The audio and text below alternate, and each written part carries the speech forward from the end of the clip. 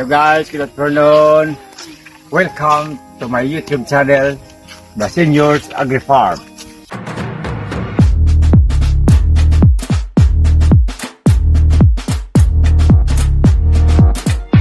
Please subscribe The Seniors Agri Farm. Guys, ako nga mga unga, bago nagbakasyon, nagligan lang adlaw, ako mga apo. Kasi sinabi ko nung una sa aking vlog na pag manibilo ko itong aking farm, hindi na kami magpupunta sa malayo. Dito na lang kami sa malapit. Dito na sila mag-recreation sa aking mga ginapagawa dito na sa aking farm. So yun nga, dito kami, walking kami. So pinapakita ko sa kanila yung aking mga ginagawa dito habang sila ay wala dito. Marami pa akong gagawin dito na makikita ng mga maganda. Yun. Papakita ko sa kanila yung aking mga tapos ko mga ginagawa dito ng project. Na, yun, kita ko sa kanila. Guys, itong space na dito, kabilaan, ang plano ko dito, mga vegetable gardening. Mga vegetable yung aking itatanim dito. Yung dito na side, sari-sari ng mga vegetable ang aking itanim. Oh, hindi ko paginakin na nagawa kasi masyado akong busy, but sa mga next month siguro pwede na. Ito na ang una kong mustasa to, mustasa. Parang ginsam mustards. Parang ginsampul ko dito kung ano ang resulta ang pagtubo ng mustard dito sa lupa. So tingnan nyo, maganda. Maganda, wala kabuno, organic fertilizer lang ito ginabuno. Yun, maganda simula pa lang to, pero sa sunod damihan ko to. Yung dito naman sa kabila, ang plano ko dito ay yung mga fern. Awas aking lupa dito, kahit saan ka tumingin, mayroong fern, dito lang wala. So gawin ko ditong fern. Na, maganda yung fern Maganda kainin, magandang vegetable. Ano yun? Indigenous vegetable. Yan.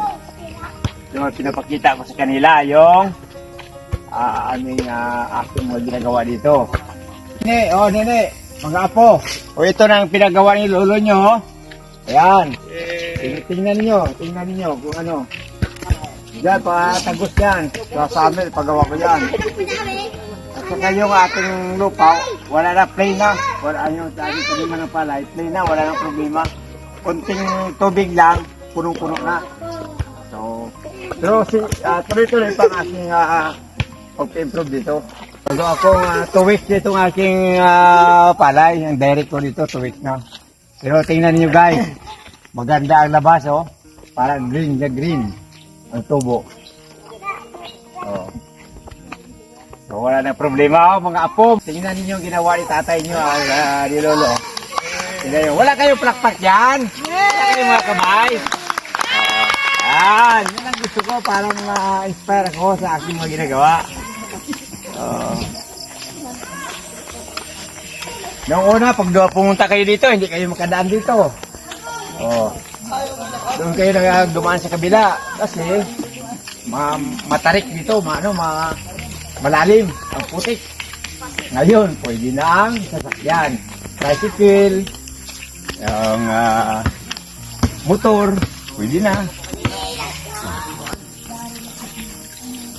Paggawa ko pa ito, reprapan ko pa ito para sa bandang huli, sigurado na walang erosion ng lupa. Landslide.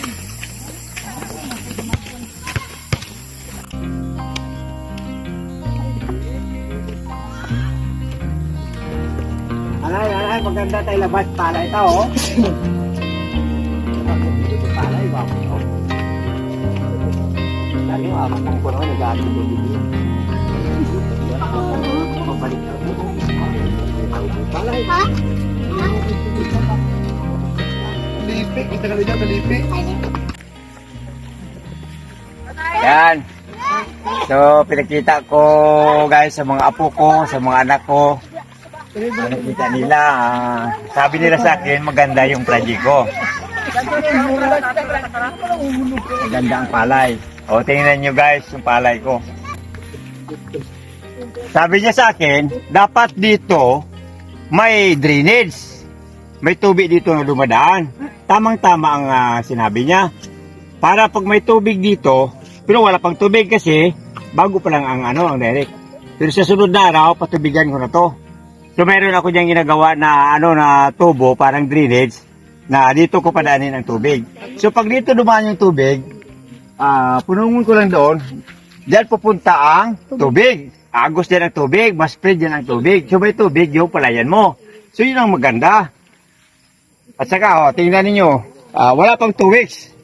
Ano pa lang, 12 days pa lang to, 12 days. Ba't makikita ang ebidensya? Ganun ang ebidensya.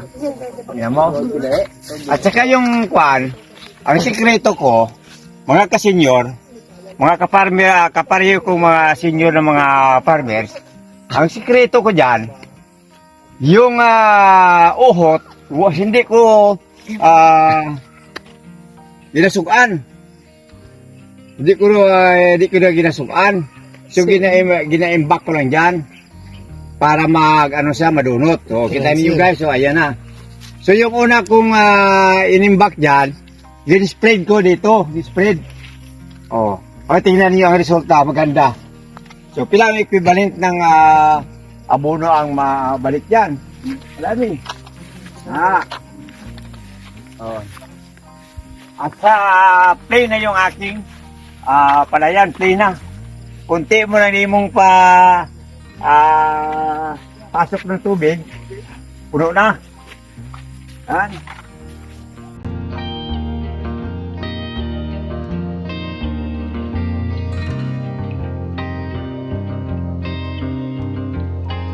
Ito tara to. Pwede may mga subo-subo dyan. Tumaw taon. Ay, hindi mo tali mo makita na yun. Kaya yung mga malakang nagasaligam sa kasya. Dumahon tayo puno. Tingnan nyo dito. Dito ako'y nahirapan eh. Noong una, nahirapan ako dito. Puno. Terming boss. Naliti. Terming boss, yan na. Ay, tingnan nyo. Ano dyan, i-continuous ko dyan. Parang baligyan step na step na pa yung patuto pababa. Parang dyan. Pagdam na ng Ito lang po yung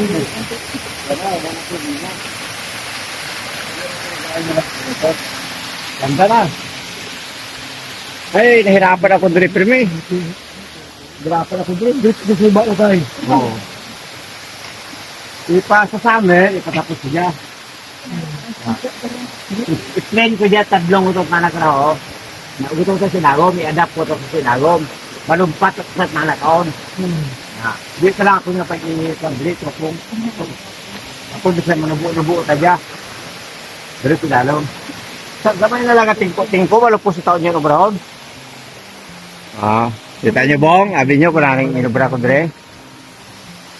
Ito lang balay ito mo. Tanong rin sa palay ka lang ang take. Huwag pagalit abuno dyan. Ay, sarap. Because nga manami, tungod nga nabuhayan at tubig. Tubig. Pag tumaas sila. Doon pag gusto ko magpapasok ng tubig dure, may tubo na po to, dure tamagi tubig. Magdata kita sa Linang Buaw. Pakita tayo sa Linang Buaw.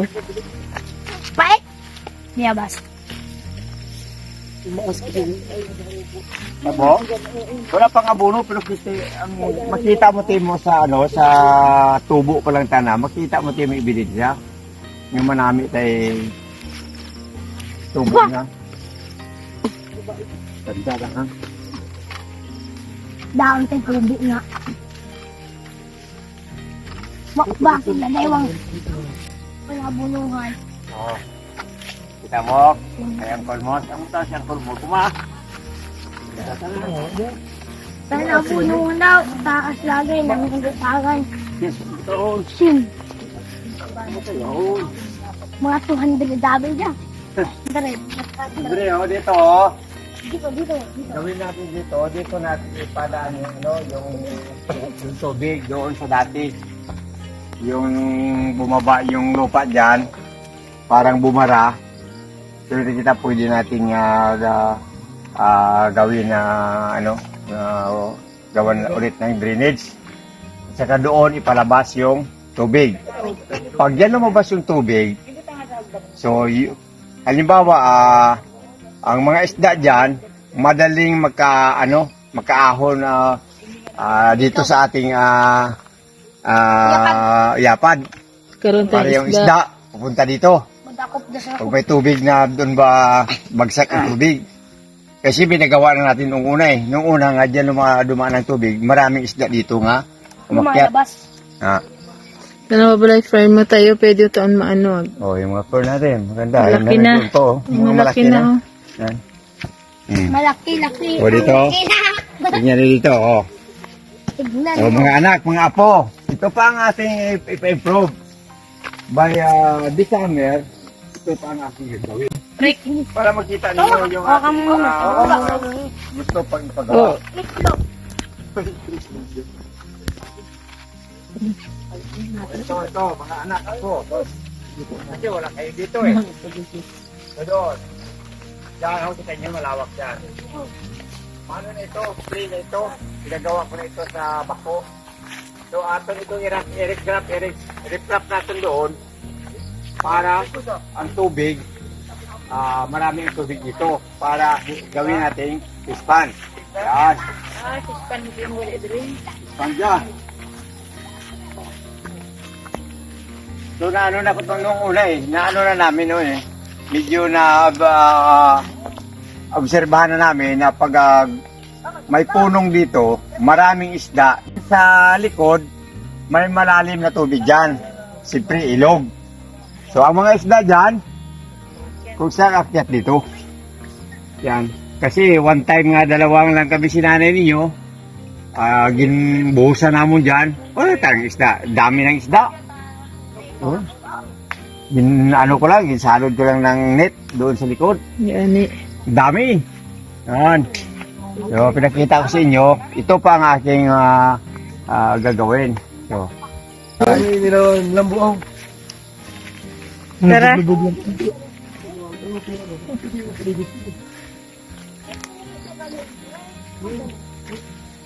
para makatulong ako sa mga tao. Pag summer, maraming taong dito pumupunta para maligo dito sa ilog.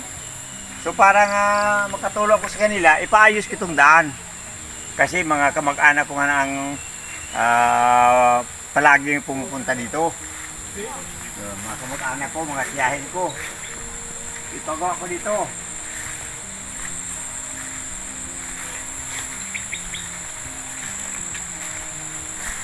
Para kung maganda na ito, hindi na kayo magpunta sa malayo, dito na lang.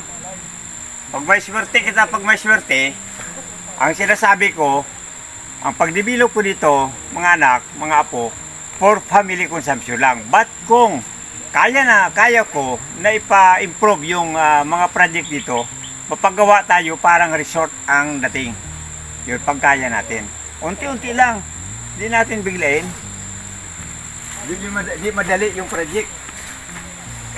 Matagal yan. O ito.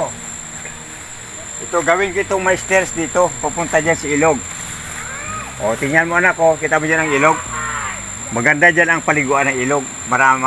May bato. O, ito na, dito pa daan. Taliag ka na natin. Tunti. O, yan, tingnan mo. Naog kita. Dito lang, silipin mo lang dyan. O, kitang-kita. Hanggang doon eh. Malalim. Yun, entrance lang yan. Malalim. So, dito ba daan? So, gawin ko dito na may hagdan, may stairs.